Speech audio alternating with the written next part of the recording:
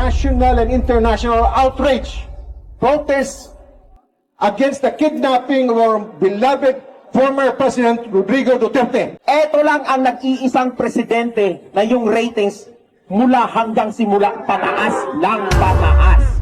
Now, I would like to tell the ICC, if you are listening right now, our population is 114 and the complainant in ICC is only 42. Again, sabi ko, this is basic kidnapping. Kailangan ng kamay na bakal. Hindi raw tayo nakatulong. Total, tayo naglagay sa kanya. Samahan ninyo ko, alisin natin sila lahat sa City Hall. Tay, mga batang Maynila, pakiusap ko lang, ha? Uulitin ko, ha? Huwag po kayong magsalita ng masakit laban sa mga kalaban. Dadagan ang Balita News Update.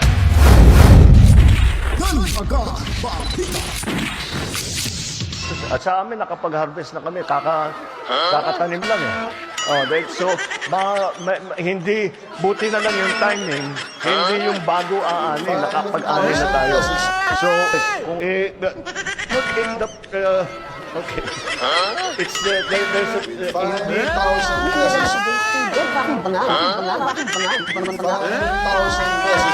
Kasi milyonaryo, sama-sama tayo, babago. Para maging milyonaryo.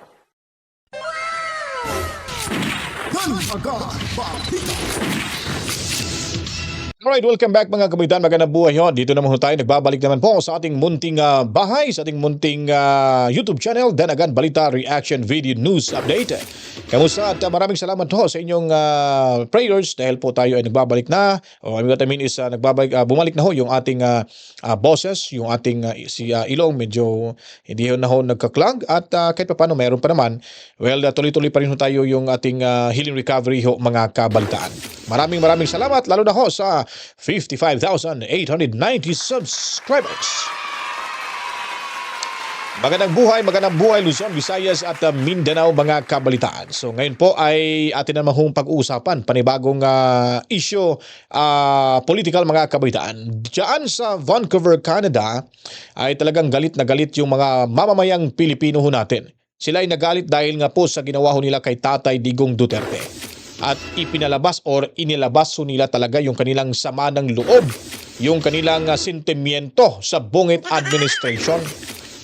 Mamaya pakinggan nyo po dito mga kabalitaan. At dito naman ho sa Calgary, sa Canada, nagtitipon-tipon tuloy pa rin po yung 80th birthday celebration ni Tatay Digong Duterte sa ating mga kababayan dyan sa Calgary, sa Canada, mga kabalitaan. At ito rin namang posible na kung aaksyonan ang petisyon ho sa Supreme Court ng magkapatid na Duterte, malamang makakabalik ko si Tatay Digong Duterte. At as usual, meron naman ho talagang mag-uuposo niyan, lalo na si Carpio ay talagang anti-Duterte ho yung matandang ulupong yung mga kabalitaan, no? At hayaan natin sila kung ano kanilang sasabihin. Dito lang ho tayo sa legal mga kabalitaan. At ito namang si Yorme, talagang may pasaring mga kabalitaan.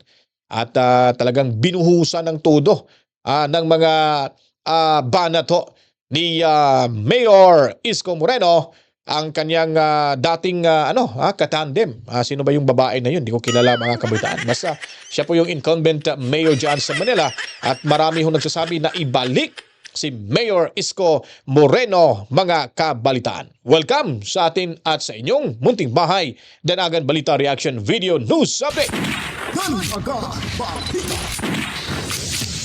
So dumako tayo dito mga kapitan sa unang balita na ating ihatid sa inyo. Update tayo diyan sa may Calgary sa Canada, no? Parang Canada to. Correct me if I'm wrong, ha? Hindi ako taga Canada. Pero parang Canada ho ito mga kabalitaan. Pakinggan ho natin yung mga kababayan natin dito at panoorin mga kabalitaan. Hindi daw siya bayan. Bawal mag-limit.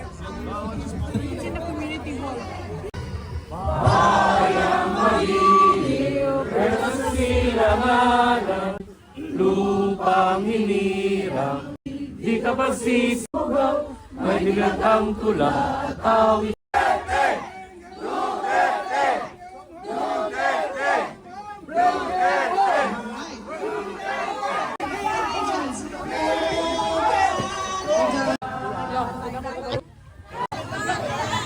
Okay, dyan na sa labas. Yun dyan yung pinaka-highlights yun natin eh.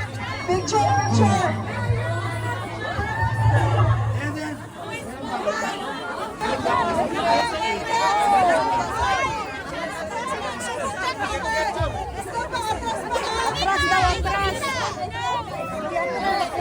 Yung mga nasa dito kayo, doon sa likod para makita.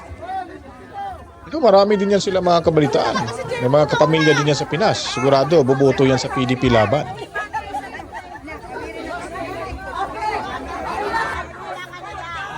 Ganito lang, one cavalry for Tatay D. Okay? Okay, isa lang din. Ano yun? Okay, and one cavalry for Tatay D. Okay, 1, 2, 3, go! One cavalry for Tatay D! One cavalry for Tatay D! One cavalry for Tatay D! One cavalry for Tatay D! Galing.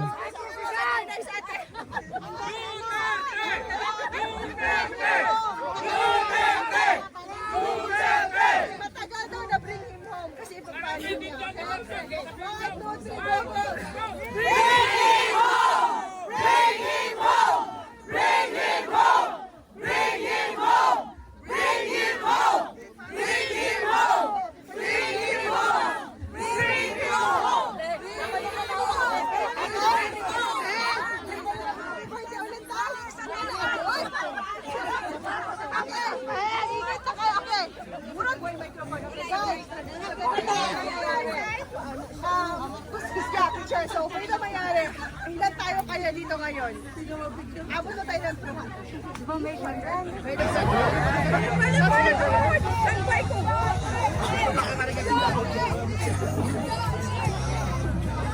Alright, so stop na natin dyan kasi may kanta. Baka ma-strike na naman ho tayo mga kabalitaan. So yun po yung kaganapan dyan sa Calgary, Canada, Alberta, Canada.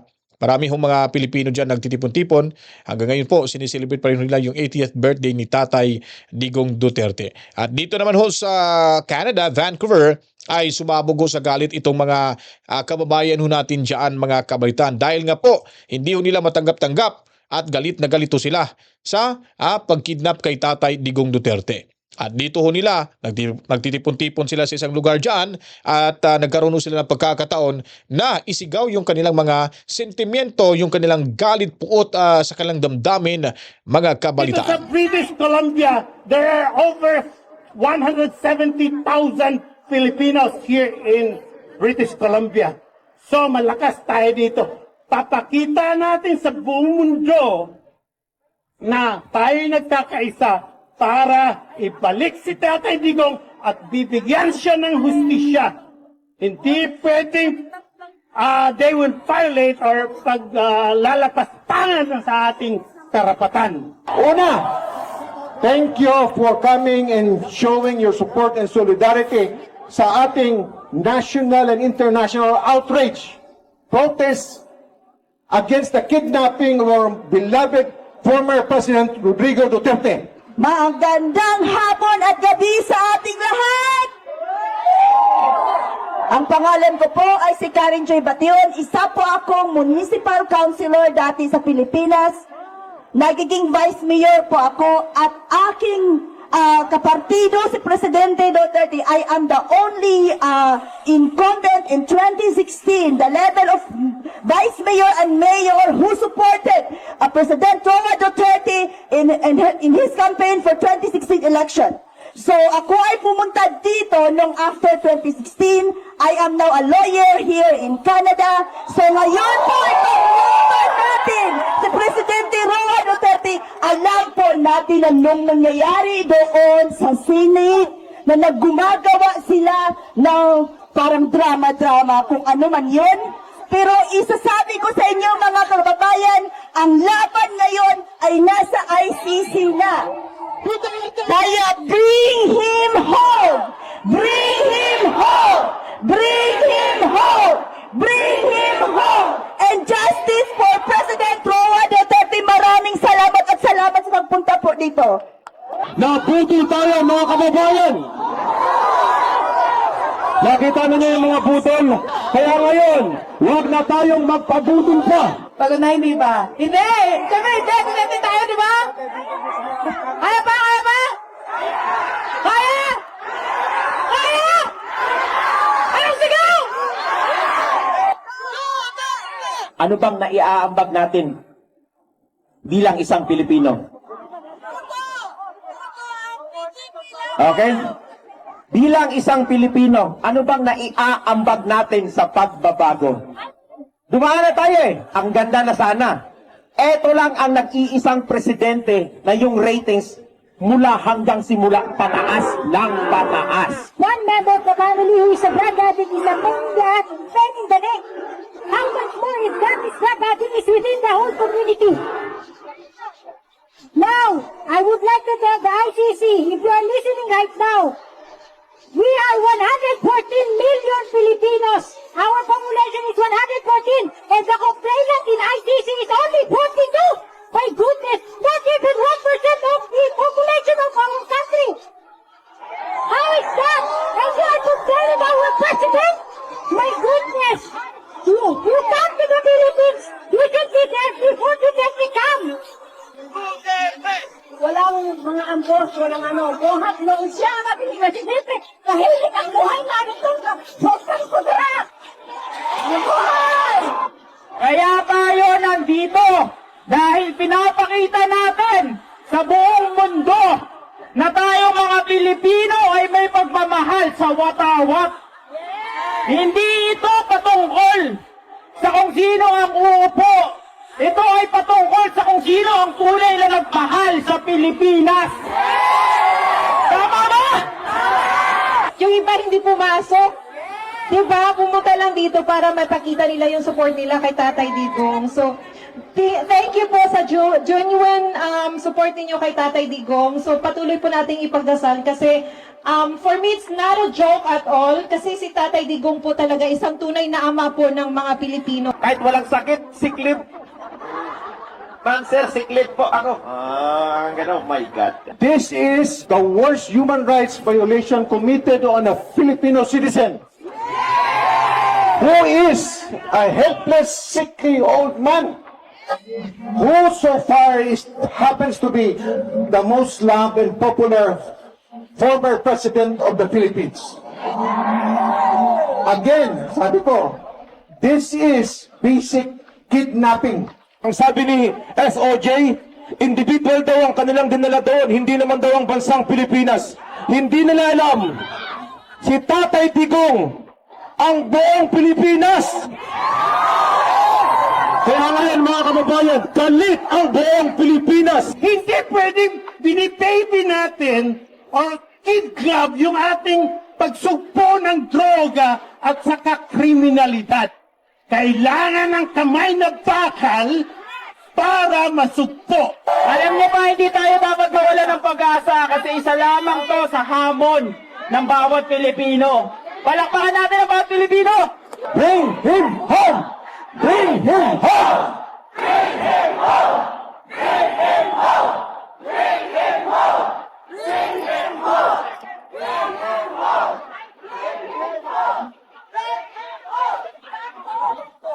It is a slap on each and every face of every Filipino. Why? Because it is a case of Western arrogance, of foreign intervention. Akala ng mga dayuhan na tayo mga bobo. Hindi tayo marunong mag-solve ng ating mga problema. Ano nangyari? Nag-interfere ang ICC na tagulo tayo ngayon. Sabi nila na ang Pilipinas daw, pwede daw ipadala ang ating presidente doon, i-try nila. Why? Because sabi nila sa Philippines, failed state tayo. Which means ang Pilipinas daw walang working government. Wala tayong judicial system. Wala tayong mga abogado, mga prosecutor, mga huwis. Sabi nila tayo mga bobo. So sa lahat po ng mga pumunta at nagsakripisyo, galing saan man po tayo galing? Northbound, from Island, from Whistler. For kami, mga kalapit po natin dito na city. Maraming salamat po. Richmond. Maraming salamat po. Okay. Di namin inaakala na ganito kadami po ang pumunta. Former President Rodrigo Roa Duterte and his family from all evil and all danger. We ask this in the name of Jesus. We pray, Amen.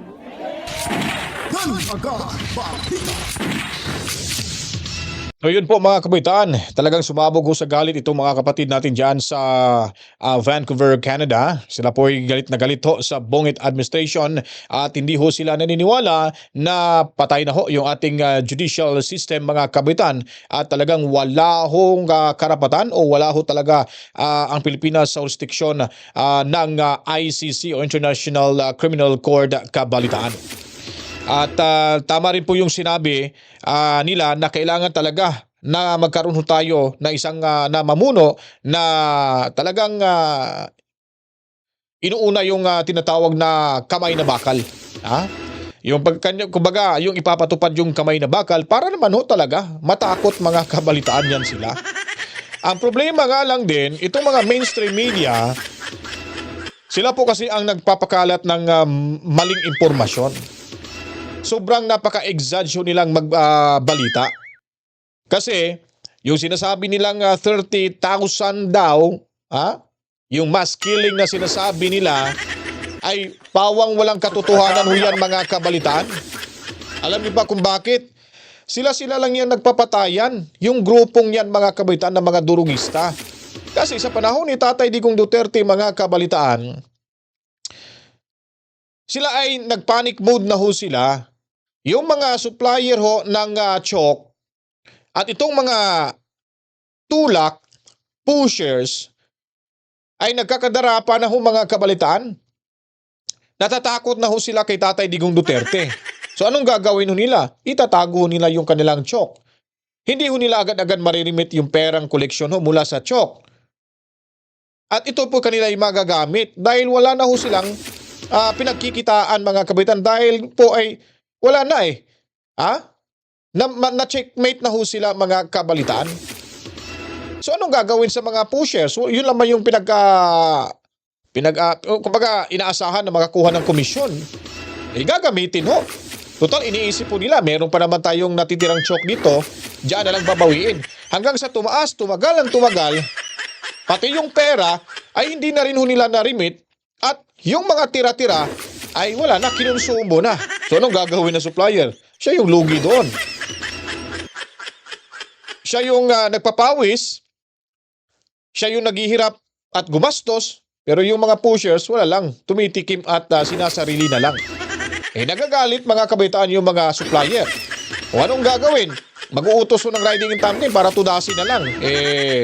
Di ba? Malaking insulto sa kanila yan Ganun lang yung tingin nila sa mga pushers, mga kabitan, sa mga big time na mga drug lords. Dito tudasin.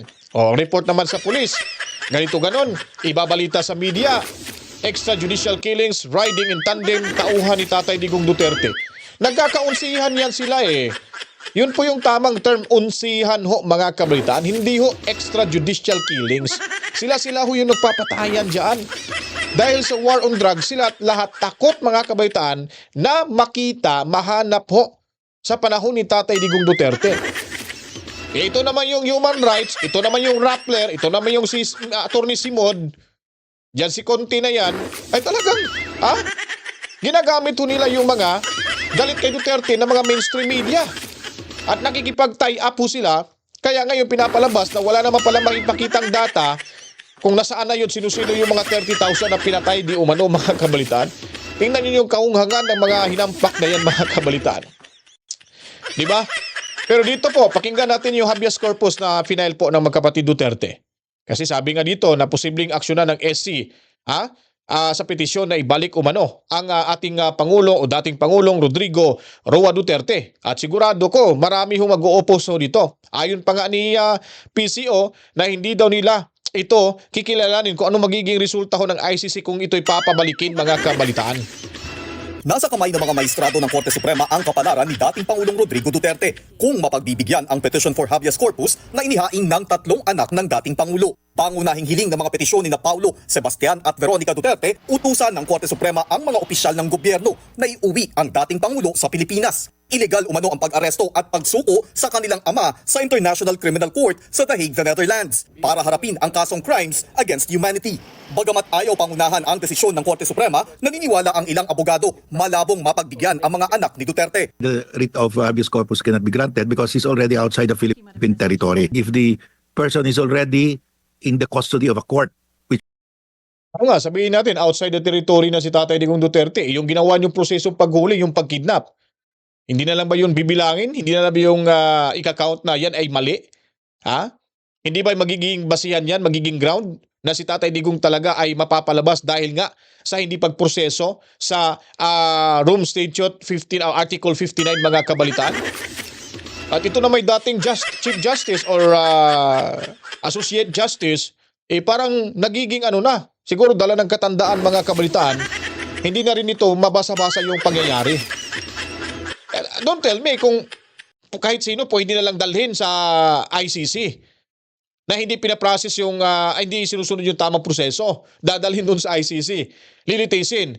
Ngayon malaman ng ICC na mali pala yung proseso sa pinakauna pa lang, ay okay lang. Kung ganun, ano mangyayari sa mamamayang Pilipino? Susunod na itong susunod na bababaan ng warrant of arrest, ganun na rin po pa. Hugas kamay na yung bansa natin, wala nang karapatan. Hindi na lang igagalang at hindi na lang sasanksyonan itong mga taong gumagawa ng kamalian pag kidnap kay Tatay Digong Duterte. Napakasimple lang po yung sitwasyon na yun mga kapatid. Kahit tayo, nakakaintindi tayo. Oo nga, given na yun, si Tatay Digong nandoon na sa ibang bansa. Hindi nyo ba titignan? Hindi ba kayo backtrack mga kabalitaan? Hindi nyo ba titignan? Sa pool pa lang, anong ginawa? Hanggang naidala si Tatay Digong Duterte sa Netherlands. So wala na lang ba yung kwenta? Basta importante, may dala lang si Tatay Digong Duterte. Bahala na kayo dyan, wala na kami pakialam dito. Yung sovereignty mga kabitaan, yun ang pinag-uusapan dito. Hindi ho yung sinasabing may kaso si Tatay Digong Duterte. Meron naman tayo, gumagana naman yung judicial system natin. May mga huwes naman tayo dito. Okay sana kung may giyera sa Pilipinas. Okay sana kung may destabilisasyon na nangyari at nagkakagulo, tamang-tama yung kasong ganon, pwede ipadala mga kabalitaan. Wala'y gumagana yung judicial system natin. So ganon-ganon na lang ba? Pwede pala anytime. Pwede pala anytime na dadalhin na yung tao doon. Pagkatapos, kahit mali yung ginagawa dito sa bansa, pag nandoon na, wala na pakialam kami dyan, bahala na kayo. Kasi gusto lang kasi talaga ng administrasyong ito mawala si Tatay Digong. Kasi pag si Tatay Digong magsalita sa publiko, marami yung mahuhugot si Tatay Digong na mga taong maniniwala at madadagdagan yung tiwala at dadami yung mga PDP Laban supporters o mga kabalitaan. Dahil ngayon pa lang kulilat na sila. Wala na silang magawa-gawa. Dahil wrong move nga. Bobo nga yung taong sino ba yung advisor ni Bungit mga kabalitaan na ito yung gagawin nyo, tama ito, kidnapin natin si Tatay Digong Duterte. Napakatanga naman po mga kabalitaan. At alam nyo naman po, at hindi, siguro ewan ko lang kung naisip ba nila na kung gagawin nila, talagang dadaming magagalit dahil nga marami na nga galit sa mga Marcos mga kabalitaan. Chance na nga sana nila ito na mabago yung isipan ng taong bayan. Chance na nga nila ito na maituwid at magkaroon sila ng pagkakataon na makabawi man lang sa taong bayan. Ang ginawa, mas lalong pinalalalaho yung kanilang mga pangalan at mas lalong pinapag-aalito nila yung taong bayan. Di po ba? So ito po yung pinakamatindiho dito. Dahil po sa kapangyarihan na sila ay natatakpan. Nagiging ob-obho sila, nawala yung kanilang katalinuhan. Katalinuhan, tama po.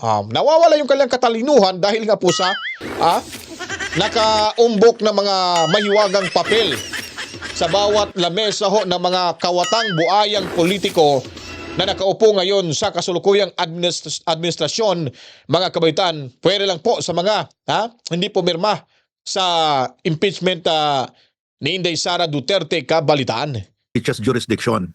Sinabi ng Supreme Court sa Pangilinan versus Cayetano, the ICC's jurisdiction over offenses committed while we were a member. Walang jurisdiction ng Supreme Court over the ICC. Magkaibang korte yan. Walang kinalaman ang Korte Suprema ng Pilipinas at alam ng Korte Suprema yan. The possibility that I'm thinking is, kasi hindi naman pwedeng i-order ng Supreme Court yung ICC, so the most that it can do is order Philippine officials to, if it grants the petition, to produce the body of Imposibleng mangyari ho to. Si Au Castro fake news peddler nga eh. Yun siya na nga nagsabi na hindi nila kikilalanin kung ano magiging desisyon daw ng ICC. Kung papalayain nila si Tatay Digong Duterte, hindi daw nila i-honor ito. Oh, mas lalong kung hindi nila ito i-honor, baka kasi yung mangyari na yung hindi natin yung iniiwasan ho natin na magkakaproblema ho yung ating bansa, baka mangyari na tuloy sa gagawin ho nila mga kabalitaan. Ano bang ikinatatakot nila ni Tatay Digong Duterte? Matanda na yung tao. Tapos hihigpitan pa nila. Mali na nga yung, in the first place, mali na nga yung ginawa ho nila. Tapos sila pa yung siga-sigaan sa ating bansa. Porkit nasa posisyon ho sila ngayon.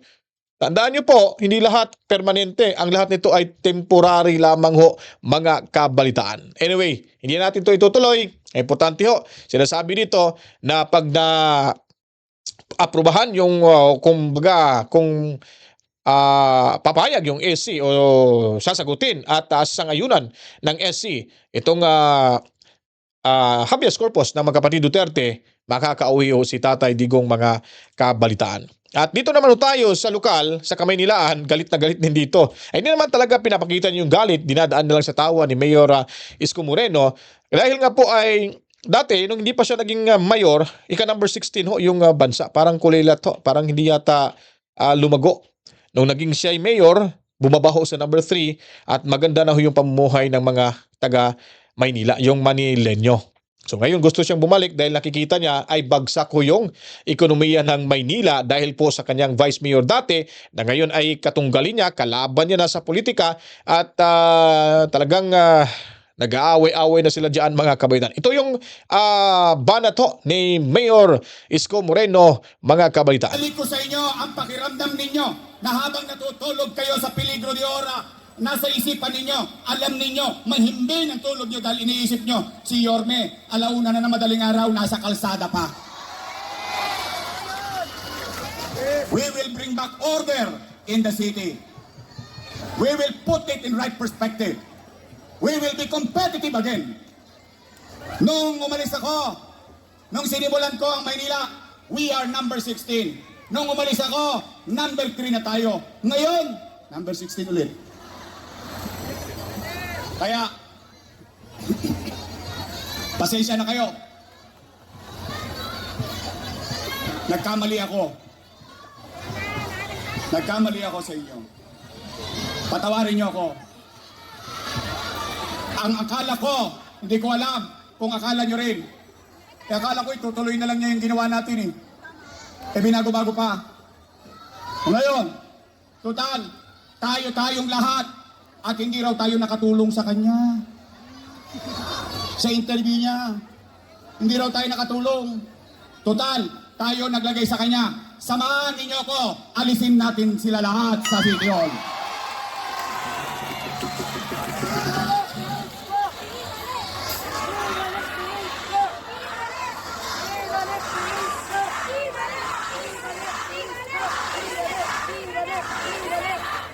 Mga batang Maynila, bukod sa paglilinis, bukod sa peace and order, ibabalik ko yung mga bagay na nasimulan na natin. Minimum basic needs, healthcare, education, housing, and jobs for the people of Manila. Kaya, ulitin ko, sigurado ba kayong gusto nyo akong bumalik? Sigurado ba kayo dyan? Promise? Texman? Mamatay man sila? Joke lang. Oh, again, Tay, mga batang Maynila, pakiusap ko lang, ha? Uulitin ko, ha? Huwag po kayong magsalita ng masakit laban sa mga kalaban ko. Pabayaan nyo na sila. Let's just move on. Let's just move on. Dahil at the end of the day, ang importante, kayo, tao, mamamayan, ang mahalaga sa halalang ito, hindi ang mga politiko. Kami, instrumento lang ng pagbabago. Konsepto, talino, karanasan, lakas ng pangangatawan. Ngunit, ang lahat ng yan ay pag-aari at ang may tanging kapangyarihan ay ang mamamayan na kanyang nasasakupan. Mga batang tondo, uwian na tayo. Gutom na ako. Gusto niyo na bang umuwi?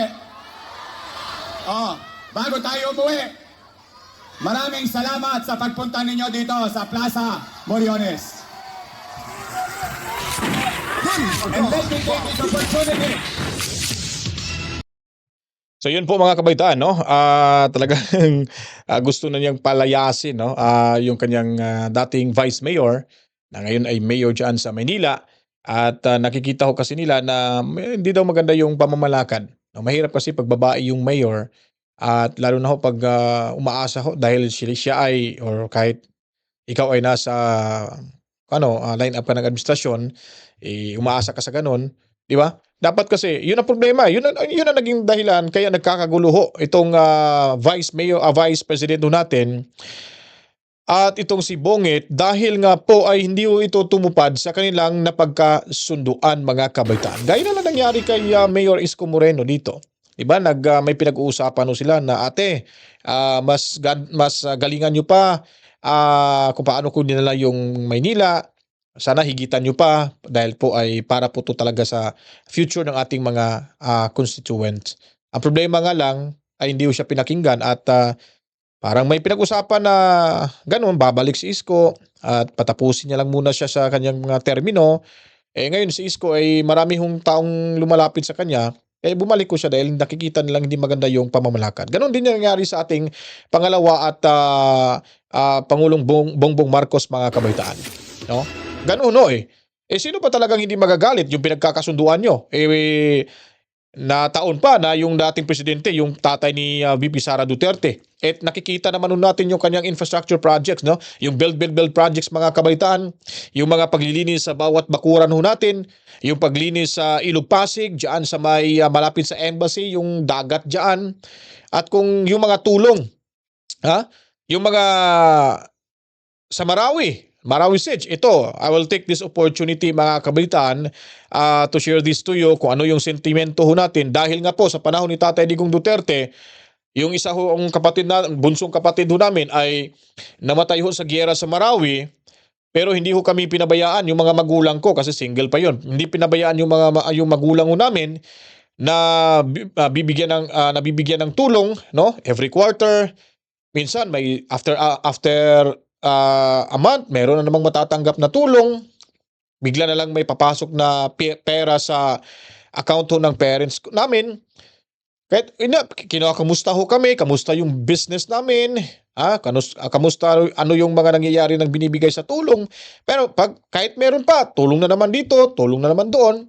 So talagang marami hong, talagang hindi ho pinabayaan yung magulang ho namin nung namatay yung kapatid kong Scout Ranger. Ngayon, pagdating ni Bongit, kahit ni Sintabo ho, kahit ni pangumusta ho sa pamilyang mga survivor ho, sa Marawi Siege, ay wala ho talaga kaming naririnig. Kahit bulak man lang pinadala sa amin, bulaklak, na ito yung bulaklak, bilang papaalala na kami ay naandito, susuporta sa iyo. Wala man lang kahit piso, wala ngang ibinigay mga kabalitaan. Wala na, hindi na napansin yung mga survivor ho sa Marawi Siege mga kabalitaan. Isa na ho yung pamilya namin mga kabalitaan. So ako isang buhay na saksi ho ako sa kawalang hiyaan ho itong administrasyon na ito.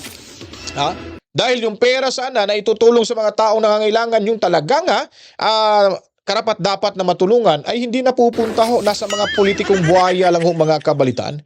Dinadaan lang nila sa ayuda. Dahil sunog na ho sila, nalaman ho ng tambayan at ng PDP Laban, lalo na kay Tatay Digong Duterte, yung sa Vice Cam report, at kung ano pa yung mga nalalaman ni Tatay Digong Duterte, sinasabi niya sa publiko, maraming naniniwala sa kanya, ito ay talagang apektado ho sila. Ito ang ginagawa ho nila. Gumagawa ho sila ng gulo ngayon. Kinikidnap si Tatay Digong Duterte, sabi ng pamilya Duterte, dinala sa Netherlands. Ngayon, anong nangyari? Mas lalo hong, sumisiklab sa galit yung mamamayang Pilipino, buong mundo mga kabalitaan. Kaya kung nagustuhan niyo po ito ating reaction video sa mga oras na ito mga kabalitaan, huwag kayong magsawa ho, panatilihing tumutok lamang dito sa ating munting bahay. dahil araw-araw ho tayo magbibigay ng impormasyon sa inyo at totoo, komprehensibo at matutuwid ho tayo sa mga maling impormasyon dahil yan po ay maraming ginagawa hong pagtutuwid ho ng mga, pagbabaluktot ng mga impormasyon lalo na sa mainstream media, mga kabalitaan. So itutuwid ho natin yan dito, magtulungan ho tayo, samahan nyo ako lagi, araw-araw ho. At itaasan nyo pa yung ating mga subscribers, lalo na meron na ho tayong 55,890 subscribers. Maraming salamat. Bago sana matapos ang taong 2025, makaabot na sana tayo ng 100,000 subscribers, mga kabaitan. Dahil hindi natin expect ko natin bago hiningi natin sa inyo na bago dumating yung halalan, sana magkaka 50,000 tayo. So ito, napa-advance tayo. At maraming salamat din sa tiwala nyo, mga kabaitaan.